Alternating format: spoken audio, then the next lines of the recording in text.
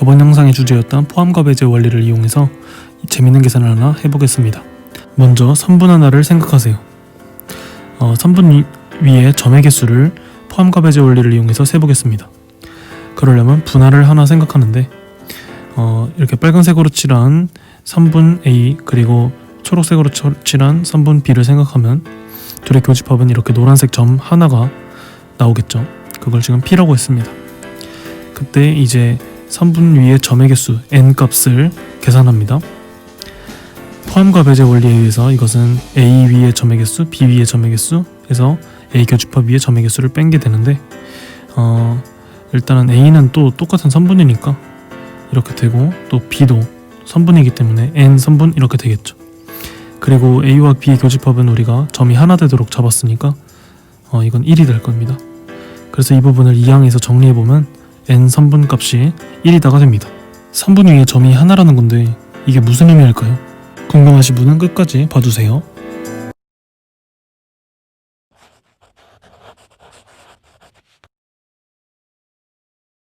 인트로에서 이상한 계산했었죠? 우리 그걸 사용해서 조금 더 이상한 걸 해봐요. 먼저 원주를 생각하고 분할을 생각합니다. 이렇게 지금 빨간색으로 칠한 윗부분의 홀을 A라고 하고 밑부분에 초록색으로 칠하는 영역 B를 생각합니다. 그러면 이번에는 두 개의 교집합이 두 점으로 되어 있죠. 지금 노란색으로 칠했는데 네. 그래서 이 분할을 사용해서 A와 B의 합집합, 즉 원주의 n 값을 계산할 텐데 일단은 이 교집합 부분은 2이고 두 점으로 이루어져 있으니까요. 그리고 이제 여기 A랑 B 부분의 n 값을 계산하고 싶은데 생각해보면은 이 호라고 하는 거는 그 위에 점의 개수가 결국 그냥 선분의 점의 개수랑 같잖아요. 구분하냐 안 구분하냐 차이지. 그러니까 이 n 값은 결국엔 선분의 n 값이랑 같지 않을까 하는 거죠. 네, 이쪽도 마찬가지로 n 선분값 마이너스 2. 그러면은 우리가 인트로에서 했던 계산에 의해서 이 각각은 1이 됩니다. 최종적으로 원의 n 값은 0이다. 원이 공집합도 아닌데 그 위에 점의 개수가 0이라는 결과가 정말 이상한 결과가 나왔습니다. 이건 과연 어떻게 해석해야 할까요? 앞서서 선분과 원 위의 점의 개수를 포함과 배제 원리를 사용해서 계산을 해보았습니다. 그랬더니 개수라고 하기엔 좀 이상한 결과가 나왔는데 이상할 수밖에 없었던 이유를 말씀드리겠습니다. 먼저 NA라고 썼던 것은 A의 원소 개수였죠. 하지만 이게 의미를 갖기 위해서는 A가 유한집합이어야 합니다. 그때만 우리가 이제 개수라고 하는 걸 얘기할 수가 있는 거죠. 근데 그럼에 반해서 우리가 다뤘던 선분 그리고 원 얘네 둘은 아시다시피 무수히 많은 점들로 이루어져 있다는 게 이 오류의 포인트였던 거죠. 하지만 이 계산 결과에는 수학적인 의미가 담겨져 있습니다. 그게 바로 위상수학의 가장 기초적인 개념인 오일러 지표입니다. 여러분 신분증 하나씩은 갖고 있죠? 학생이라면 학생증이 있고 회사원이라면 사원증 아니면 기본적으로 우리나라 성인이라면 민증을 갖고 있겠죠. 신분증의 역할이 뭔가요? 네, 다른 여러 사람으로부터 그 사람을 식별해내기 위한 어떤 특정한 정보를 담고 있는 게 바로 신분증입니다. 수학 세계에서도 신분증의 역할은 더더욱 중요합니다. 여기 유한집합들이 모여 사는 나라를 하나 생각해 볼게요. 편의상 유한집합은 점들의 유한집합만 생각할게요. 이 나라 사람들한테는 특별한 신분증이 부여되어 있어요. 만약 이 집합의 이름이 A라면은 그 신분증에는 그 집합의 개수가 쌓이는 거죠. 즉 NA라고 쓰는 개수가 신분증에 적혀 있는 겁니다.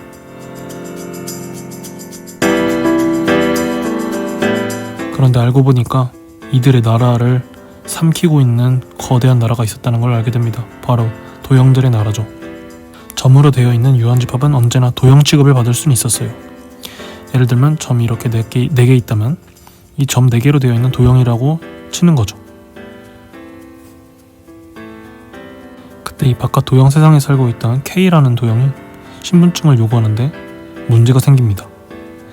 도형 안에 점의 개수가 무수히 많기 때문에 기존의 방식으로는 신분증 발급이 어렵다는 거죠. 그 순간 수학자가 등장해서 고민 끝에 바람직한 해결책을 내놓습니다. 바로 오일러 지표라고 하는 것입니다. 우선 오일러 지표는 다음과 같은 기호로 써요. 도형 K에 대해서 오일러 지표는 카이 K로 씁니다. 그래서 카이는 그리스 문자입니다. 그러면 카이 K라고 하는 오일러 지표가 써있는 신분증이 도형마다 주어지는 거죠. 이렇게 새롭게 발급된 신분증 오일러 지표 주 특징 3가지를 알아보도록 하겠습니다. 첫 번째로 유한집합 A에 대해서는 집합으로서 발급된 개수라고 하는 것과 그리고 도형으로서 발급된 오일러 지표가 같아요. 예를 들면은 점이 만약에 3개가 있다 했을 때 그거의 오일러 지표는 그냥 개수 3입니다. 두 번째 특징은 포함 배제 원리가 적용이 가능하다는 겁니다. 그 계산을 항상 이거를 써서 할 수 있다는 거고, 세 번째 특징은 이제 도형 A를 연속적인 변형을 통해서 다른 도형 B를 만들었다고 쳤을 때 그때 각각의 오일러 지표는 일치한다는 것입니다. 여기서 연속적인 변형이란 수학적인 의미가 있기는 하지만 직관적으로는 구부리는 거, 그리고 축소시키는 거, 그리고 늘리는 것들을 이야기합니다. 이 3가지 특징을 갖고서 몇 가지 간단한 계산을 해볼게요. 3분의 오일러 지표는 얼마일까요? 인트로에서 썼던 선분의 분할을 가져와서 생각해 보겠습니다. 이 분할에 대해서 포함 배제 원리, 즉 2번 특징을 써서 계산해 볼게요. 여기서 A 합집합 B, A, B는 전부 다 길이는 다르지만 선분입니다. 길이가 다른 선분들은 연속적인 변형을 통해서 서로 같도록 할 수 있겠죠. 그럼 조건 3에 의해서 이들의 오일러 지표 값은 다 같아요. 마지막으로 A 교집합 B는 유한집합이죠. 따라서 특징 1번에 의해서 이 오일러 지표는 1입니다. 계산해보면 결국 선분의 오일러 지표는 1임을 알 수 있어요. 비슷한 느낌으로 원의 오일러 지표 계산해 볼게요. 먼저 아까 썼던 원의 분할을 가져와서 쓰겠습니다. 그럼 이거에 대해서 포함 배제 원리를 적용하고, A 부분이 호인데 호는 구부려서 선분을 만들 수 있으니까 호의 오일러 지표는 선분의 오일러 지표랑 같아요. 특징 3번에 의해서요. 그리고 A 교집합 B는 유한집합이죠. 1번 특징을 적용시키면은 이것의 오일러 지표는 2가 됩니다. 3분의 오일러 지표는 조금 전에 계산했듯 1이죠. 그래서 다 계산해보면 0이 나옵니다. 이미 느끼셨겠지만 우리가 인트로랑 그 전에 원위의 점의 개수를 쓸 때 그때 우리는 사실은 그들의 오일러 지표를 구했던 겁니다. 그럼 이런 숫자 계산들이 어떤 의미를 줄까요? 사실 이 계산 결과가 엄청난 결과를 가져다 줍니다. 먼저 이 3번 특징 떠올려 볼게요. 이거에 명제로서 대우를 취해보면은 무슨 소리냐면은 오일러 지표 A와 오일러 지표 B가 다르면은 절대 도형 A로부터 도형 B를 연속적인 변형을 통해서는 만들 수 없다라는 결론이 나옵니다. 한번 이 명제를 우리들의 계산 결과에 적용시켜 보겠습니다. 먼저 아까 우리가 계산했듯이 3분의 오일러 지표는 값이 1이었고 원의 오일러 지표는 0이었습니다. 네, 1과 0은 다르죠. 그러면은 우리가 지금 했던 얘기에 의해서 선분으로부터 원을 혹은 원으로부터 선분을 절대로 연속적인 변형을 통해서, 그러니까 구부리거나 축소시키거나 확대시켜서는 절대로 만들 수 없다라는 결론이 나옵니다. 원의 중간을 끊지 않고서 선분을 못 만드는 거 너무 당연한 거 아니야? 라고 직관적인 대답을 하는 분들이 있을 수 있어요. 하지만 이거를 수학적으로 엄밀하게 증명해낸다는 것은 기본적으로 어려운 일입니다. 왜냐하면은 지금 애니메이션으로 보고 있듯이 선분을 구부리거나 늘려서 혹은 줄여서 만들 수 있는 경우의 수는 정말 무수히 많기 때문이죠. 근데 오일러 지표의 강점은 바로 대수적인 계산, 더하기 빼기만으로 이들의 관계를 파악했다에 있습니다.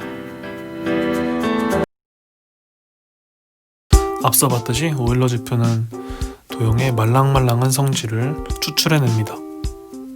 이 말랑말랑하다는 의미는 상대적으로 중등기하나 고등기하에서 나오는 합동이라든가 닮음에 비해서 말랑말랑하다는 얘기예요. 그러니까 구부리고 늘리고 축소하는 게 다 허용이 된다라는 얘기죠. 지금 말한 말랑말랑한 기하학이라는 것은 사실 위상기하학의 별명이기도 합니다. 마지막으로 위상기하학과 살짝 관련 짓고 이 영상 마치도록 하겠습니다. 두 개의 유한집합 A와 B를 생각해 볼게요. 예를 들어서 A가 1, 2, 3 이런 세 개의 숫자, 그리고 B는 뭐 사람, 그리고 바나나 한 송이, 그리고 귤 하나, 이렇게 세 개 집 원소로 되어 있다고 해볼게요. 그럼 이들 사이에는 간단한 이런 1대1 대응이 존재하겠죠. 개수의 특징 중 하나가 두 집합 사이에 이런 1대1 대응이 존재하면은 그들의 개수는 같다라는 게 있었습니다. 유사한 성질이 오일러 지표에도 성립했었죠. 그거 한 번 더 강조하면서 정리해 볼게요. 먼저 K와 L이라고 하는 도형이 있다고 해봅시다. 그때 K로부터 L을 연속적인 변형을 통해서 만들 수 있다고 하면은 오일러 지표, 두 도형의 오일러 지표는 같다 라는 성질이 있었습니다. 이는 어디까지나 영상을 찍기 위해 우리가 도형이라든가 연속적인 변형이라든가 간단히 나타내었던 건데요. 전문적인 용어를 써서 정리해 볼게요. 엄밀한 수학에서는 이와 같은 도형 K와 L은 사실은 유한 CW 복체라는 명칭을 갖고 있습니다.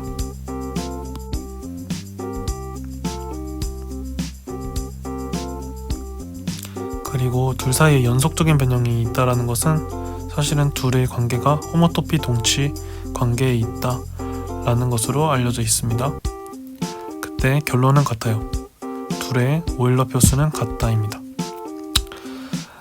유한 CW 복체의 호모토피 동치, 또는 더 좁게는 다양체들의 호모토피 동치를 연구하는 분야가 위상수학이라고 할 수 있는데요.